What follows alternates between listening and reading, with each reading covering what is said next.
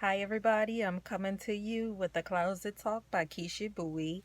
I wanted to start off by saying that I am not a doctor nor a nurse. I am not a counselor, a social worker, psychiatrist. I am not any of those things. Now, what I will tell you is that I speak to people generally talking about my life experiences and stuff.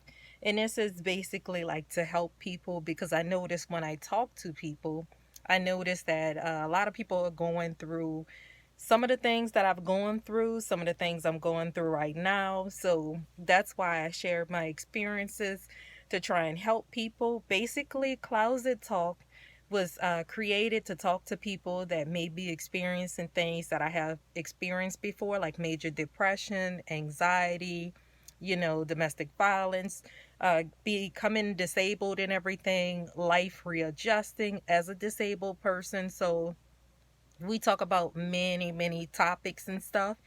And hopefully, some of my topics may help you. If it doesn't help you, then hopefully it'll help somebody that you know. Now, the topic that we're going to be discussing today is, believe it or not, your happiness is actually important. So there are people out there like, you know how we give and give and give and give. Well, my story starts back to I woke up one day when I was 39 years old, and I knew before then that I wasn't happy, but I especially realized it. And in my mind, I was like, okay, you've already spent 39 years being unhappy. Do you want to spend another 39 years being unhappy, or do you want to do something about it? And in my mind, I figured, why not do something about it?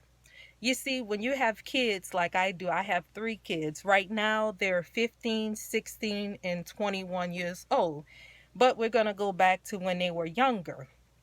Well, I would do things like, as a quote unquote normal person, I used to work a full-time job. I used to see to my daughter was in she was in high school cheerleading gymnastics. The boys were in park ball and everything. And even though I worked a full-time job and everything, I still made sure that I attended everything that they had, and I never missed a beat. So you can't say, oh, okay, because she was working. No, that wasn't no excuse. Keisha did it all. So what I want to say is, you know how you pour so much into your kids and to other people and stuff. A lot of time, like imagine you have a glass. Okay, this is your glass. Okay, we're up here. Now you keep giving and giving and giving, and you give some more, and you give again, and then you give again. What are you left with? Nothing at all. Now, do you honestly think that you can pour into somebody else if you feel depleted? You've made everybody else happy, you've done everything for them. And then, it gets to be to the point once I became disabled, it became harder. Now, I didn't mind doing for my kids because they are my kids. I did the do to get them here, so it was for me as the person, responsible party, to keep on doing whatever I needed to do to take care of them. So the one thing that I appreciate, like with my kids, like kids are a reward because of they got to see like me as a disabled parent lifting up my chair, sitting through hours of pain, whether it was in a car for them to finish with practice watching them and stuff. Like they appreciated the fact that I was doing my best to see to them and everything. And I started getting and feeling a little empty. And one of the things that I realized is that, if you're doing what you're supposed to, as a parent, you don't get to be like, okay, today is not a good day for me because I'm just hurting too bad or whatever. You don't get to pick when you want to miraculously clock out or check out when you just don't feel like it, or, oh, today is a good day to go fishing. Let me go fishing instead of seeing to them. No, it don't work like that. Or let me go do yoga because that seems more important and more rewarding. No.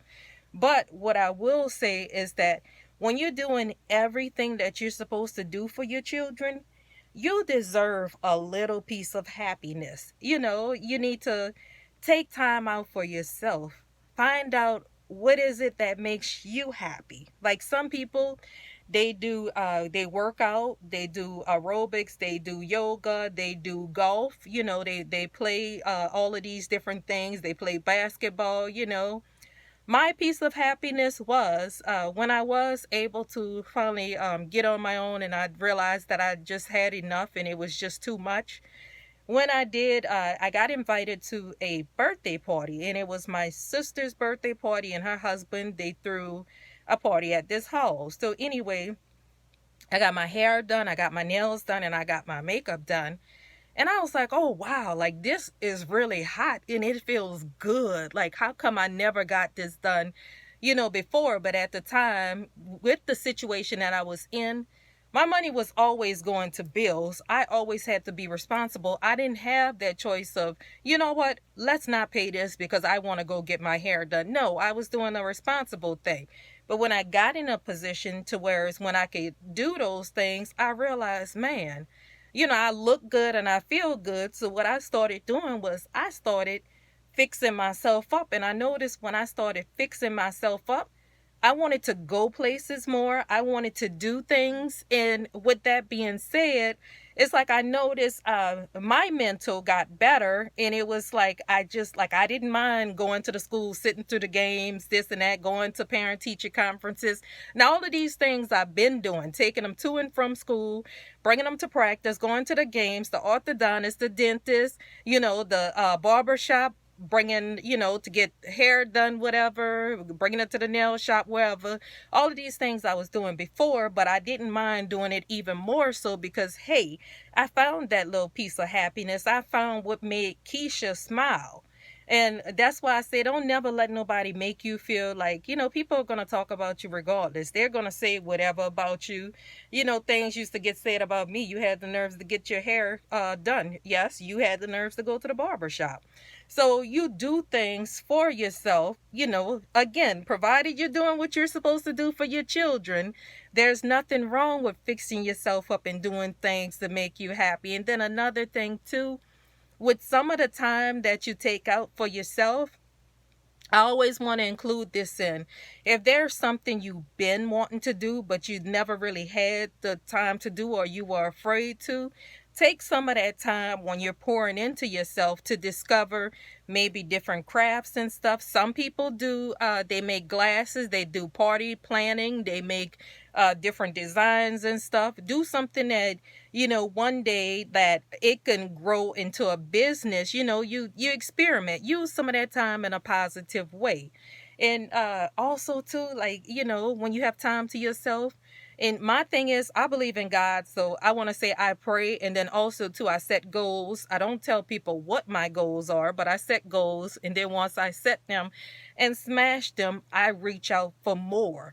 But what I want to say to anybody, like when you find a way to make yourself happy, it does something to you mentally. And what I mean by mentally, it can eradicate things that might lead to like a stroke, heart attack, you feeling bad, doing it's all the stress relievers. You again, mental is so important. We got to get that together. Your mental is so important. So that's part of being happy too. So, growing and all of those things. Again, I don't know what other people lives are like, but I knew what mine was like, and I knew that my life had to change. So one thing that I want to say for anybody that may be going through these things and might wonder, okay, so what do I do to bring on this happiness or whatever, or this peace? Maybe I'm feeling the same way that she's feeling. I developed a plan. Again, I developed a plan. You never just move any kind of way, move reckless.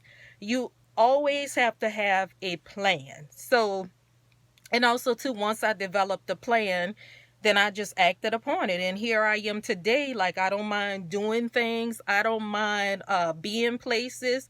And then also too, might I add, I don't look like that same broken down handicapped person that I used to be. Yes, I still have my high pain days and everything, but I don't mind getting out of bed because, hey, I know what it was that I had to fix about me to make myself happy. So I'm gonna keep praying, for anybody that might see this video and might, experience what I once felt through. Like, you have to work on yourself. And again, your happiness is important. And again, right now I am at 1.5 thousand followers on Facebook, 1.1 thousand followers on Instagram, and I have 11 followers on YouTube. So please continue to follow, like, and share, and also pass this on. If you found your happy place and you know that your happiness is important, pass this on to somebody else who may need a little help. And one last question I'm going to ask is, what are you doing to make sure that you're happy? So always remember that. Y'all have a blessed one and see y'all next time. And I really appreciate y'all for watching and sharing. Thank you. Be blessed.